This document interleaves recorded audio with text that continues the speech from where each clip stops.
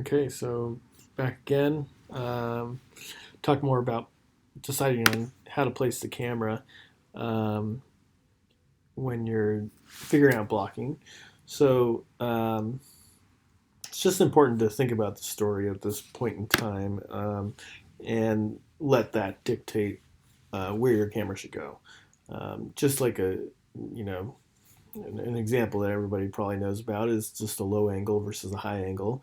I have this example from Harry Potter here where obviously Voldemort is the one with the power in this scene, and so they're looking down at Harry, um, who's obviously in a moment of weakness here. Um, and another idea is, whether you do a clean or dirty single. And so dirty just refers to having another character in the foreground here. It could also refer to other elements in the foreground. Just an example would be like shooting through a tree or something and having the tree dirty in the foreground. Um, Doing that along with having it be a longer lens or something like that um, could help to suggest like a kind of a voyeuristic angle. Um, so that's it's one thing to consider. Can also kind of play with the shared space between the people here, um, and either increasing or decreasing the amount of shared space.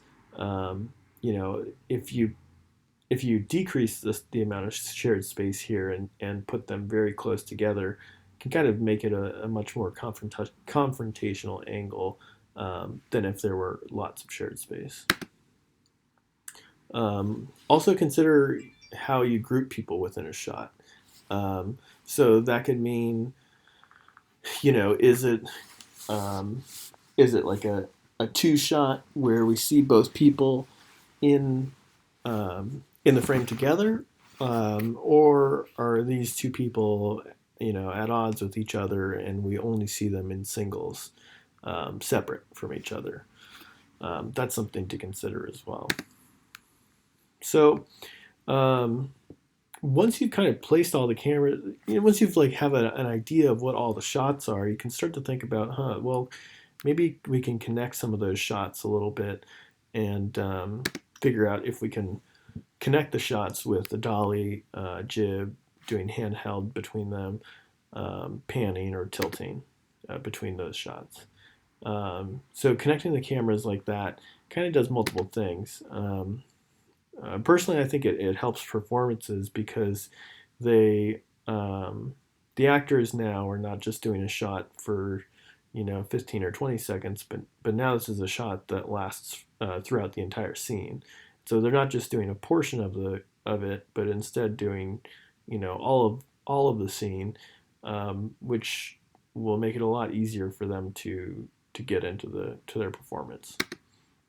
It also makes things much faster.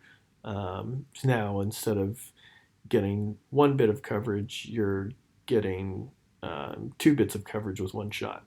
So makes it a little bit easier. It also increases depth.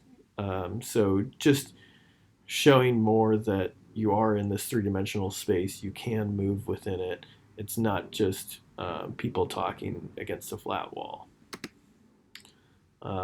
Also, just like giving a purpose to the blocking and just showing that um, that the film does like have meaning behind it.